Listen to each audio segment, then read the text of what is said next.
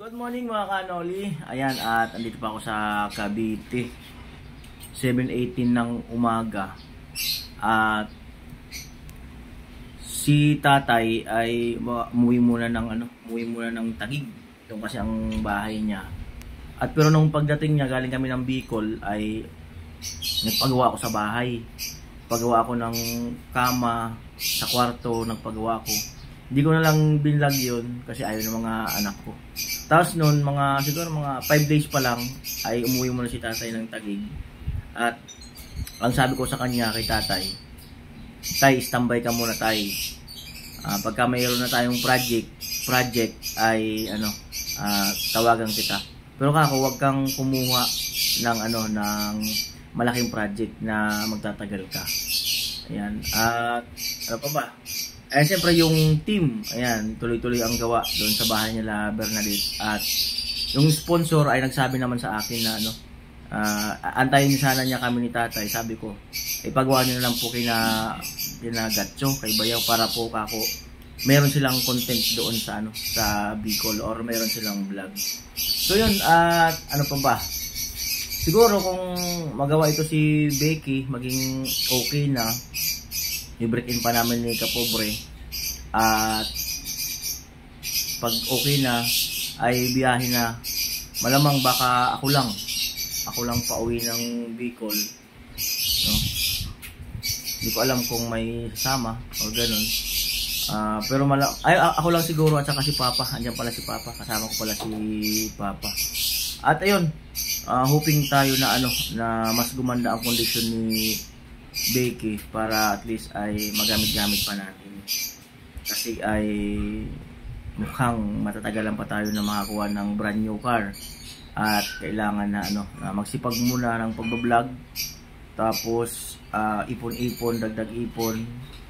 At yun nga yung plano ko sana, ay unahin muna yung nabili kong lupa sa Pili na gawing apartment. Kung sana ang plano ko bago ako kumuha ng sasakyan, no? Kaya lang mukhang hinihingi ng pagkakataon, at lalo na bumibiyahe ako, no? At tumatravel, at siyempre gusto ko kasi makarating din sa iba-ibang lugar, no? Na pagbablog. Kagaya nito, nagpaplano ako na magpunta ng Bicol. Nagpaplano ako na pumunta sa ibang lugar na kung saan ay magtatry ako ng ibang vlog, or ganun pa rin naman yung content. Kumbaga, maghahanap lang, mag-scout lang ako or kami ng mga panibagong vlog, no? After nan, kasi ay meron din pinapagawa sa amin, no? So hindi ko muna i-reveal, no? At yung kay Cum Laude Girl, ayan, standby lang tayo doon, no? At ano po ba, basta gusto ko mag-try ng vlog sa ibang lugar naman, pero part pa rin siya ng Kabikulan. Abangan nyo yan mga kanoli, at mag-ikot-ikot kami bahagya doon sa Bicol, kung saan man yon, ay samahan nyo kami mga kanoli. At ngayon ay focus muna sa pagsasaayos dito kay Becky. At kumbaga ay may pagkukulang din ako, no? Kulang din ako sa idea ng sasakyan, no? At ang ginagawa ko lang, pinapagawa ko sa tuwing may sira, no? So, hindi ako nagpapa PMS, no? Mahalaga pala yung PMS, no? Para yun nga, preventive maintenance, no? At kumbaga, every 3 months or every 6 months or every kilometer, magpa-PMS para ma-check yung lalo-lalo na yung makina, no? So ayun, nagkaroon ako ng knowledge, no? Ito ay charge to experience, no? At yun nga, nakita ni Kapobre na pagbukas noon sa dito sa tabi ng head, yung doon, yung pambelt ba yun? Yung isa sa pambelt ay marami ng crack. So possible din yun na naputol kung sakaling tumuloy ako sa Bicol na hindi nag-overheat si Becky. So yan, so aminado naman ako na nakulang pa ang kaalaman ko sa makina, no? Sa pagdadrive okay, sa kaalaman sa makina ay kulang pa ako diyan mga kanoli, no? Kung ano ang mga dapat gawin, ganun. Siyempre hindi naman ako Pero kailangan ko rin matuto ng ng bahagya ng konting kaalaman sa makina. At ano pa ba? So ngayon ay gagawin nila Bayaw yung yung bubong doon sa gripo nila Bernadette. Ayan, shout out sa inyo diyan. Lahat ng na-vlog namin diyan sa Kabikulan, sa Kamsur, dito sa Bulacan at sa Word Family. Shout out sa inyong lahat. At maganda na yung bahay nila nila Bernadette dahil nagkaroon ng kesame sa labas. Lalong gumanda. Isa sa pinakamagandang pabahay kaya yung kina Bernadette. Kakaiba ang design, tapos hindi tayo gumamit ng mga doon, talagang standard yung mga materialis po natin doon. Lahat ng pabahay namin ay talagang standard yung mga materialis na ginagamit. And of course, maraming salamat sa sa to all my viewers, sponsor, lalong-lalo na yung nanonood sa team, ngayon na wala akong ang upload ko lang ay ito, yung binabalikan nila yung mga old videos ko. Ayan, salamat sa inyo. At ano pa ba, abangan nyo na lang po yung yung mga future plan, incoming plan na vlog. Basta for now ay focus muna kay baking, tapos kung makauwi ng Bicol, sabi ko nga gusto kong mag-try ng ibang vlog muna sa ibang lugar.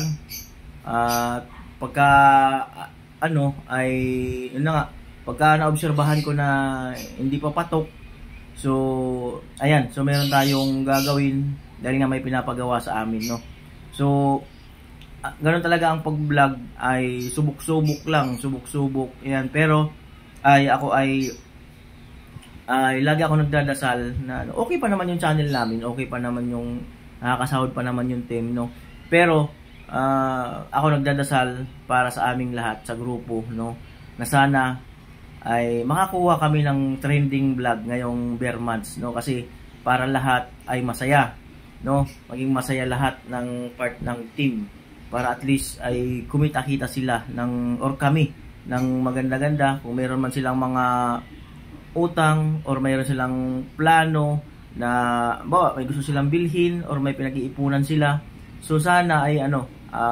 makakuha kami ng magandang vlog, trending vlog para din sa team, sa mga kanilang pamilya, sa kanilang mga pangarap, kung may gusto sila na gawin sa kanilang kikitain, So ayan, hoping tayo na bago matapos itong taon ay magkaroon muli tayo ng trending, So kaya every year kasi ay talaga nagkakaroon ako ng trending vlog. So hoping pa rin na magkaroon or maka-scout kami ng magandang vlog, or yung mga kasama ko ay makakita ng trending vlog. Iba kasi pagka may trending vlog, mga kanuli, talagang sinusundan ka ng mga viewers, followers, nandyan nakasunod sila. Pero yung mga subscriber na yan ay naandyan lang yan, hindi naman yan umaalis, nandyan lang yan, nagkabantay-bantay lang yan, nagkiklik-klik lang yan. Pag once na mayroon silang talagang nagustuhan nila na content, babalik yan sila. Nandyan lang yan sila, hindi yan sila umaalis. Ang baga, lang sila ng panibagong timpla, panibagong lasa kung sa pagkain. Yun ang kanilang inaabangan. Sasabihin nila, uy, ito, bagong lasa to. Halimbawa, lagi kang adobo, makatikim sila ng minudo. So ito, kakaibang lasa to, mukhang okay to. So dito tayo kumain ng kumain. So ganun yun, mga kanuli. At ang mga subscriber ay hindi naman yan umaalis. Nandyan lang yan. Kaya sinabi ko, nakasubaybay yan. Nag-aabang lang yan ng magugustuhan nilang content. So pero ay dati, nung dito ako sa Bulacan, nagustuhan naman nila yung mga vlog ko dito. Nasa Kamsur, nagustuhan naman nila. Kahit saan naman siguro, pero ay mas gusto nila yung vlog sa probinsya.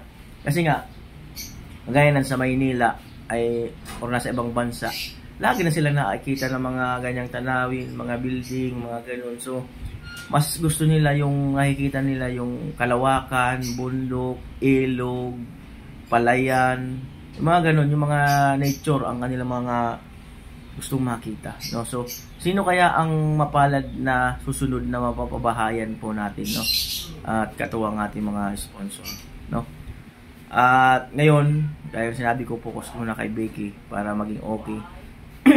At Siyempre pagka nakakuha tayo ng trending mga kanoli ay ayan baka matupad yung magkaroon ako ng bagong sasakyan na magagamit sa pagbablog, di ba? So hindi malayo. Pero kung hindi ako nakakuha ng or hindi ako nakabili ng lupa sa Pili, no 400,000 yun. So meron na sana akong pang down, no. So ako naman ay hindi naman ako nawawala ng pag-asa, no. At naaalala ko nga last 2 years si Mr. Marines ay nag-offer sa akin. Sabi niya, Kuya Noli, hatian kita ng pan-down sa sasakyan. Tapos tutulungan pa kita sa monthly hulog, hatian kita. Pero hindi ko tinanggap mga kanoli, no. Hindi ko siya tinanggap kasi nahiya ako, at bukod doon gusto ko yung yung sarili ko talagang pinaghirapan. Masarap i-drive yung sarili mong pinaghirapan, ganun. At pero nung minsan nagkabiruan kami, ngayon na nagsisira-sira si Becky. Sabi ko, sayang. Sana pala ako tinanggap ko na noon. Sabi niya, ay ikaw kasi hindi mo tinanggap eh.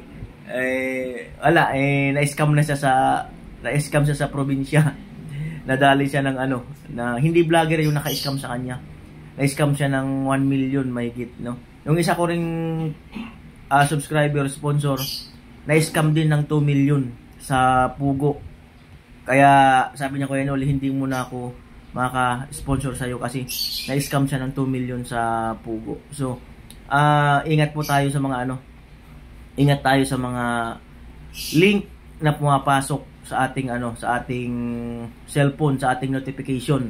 Pag meron yung mga link, wag agad-agad magki-click.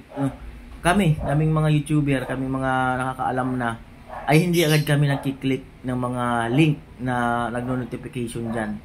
Dahil pagka yan ay spy, kung yan ay spy link yan, at maklik mo yan, possible ka talagang ma-hack dyan, no? So yun ang advice sa amin ng aming mga Sword IT, no? Wag agad-agad magki-click, lalong-lalo na yung mga nagno-notification sa sa cellphone mo. Ang iba diyan, ang daming notify, no? Kaya lang ay hindi ko talaga yung pinapansin kasi once na maklik mo yan, yari ka talaga diyan. Na wala nang imposible ngayon. Wala na talagang walang safe sa internet, no? Isa pa diyan, kaya ayaw kong mag ng online. Yung online, ba yun? Yung namomonitor mo yung bangko mo sa online, sa cellphone mo. Ayaw ko kasi feeling ko lang hindi naman siguro lahat. Feeling ko kasi delikado, no? Na meron kang ganun na apps sa cellphone mo, no? So feeling ko lang. So mas okay pa rin yung yung nagpupunta ka talaga sa bangko para mas safe talaga siya, no? At ano pa ba? So abangan niyo po mga kanoli ang mga incoming vlog ni Kuya Noli or ng team kung ano pa ang mangyayari at kung saang lugar kami ay papadpad. Alright, bye-bye!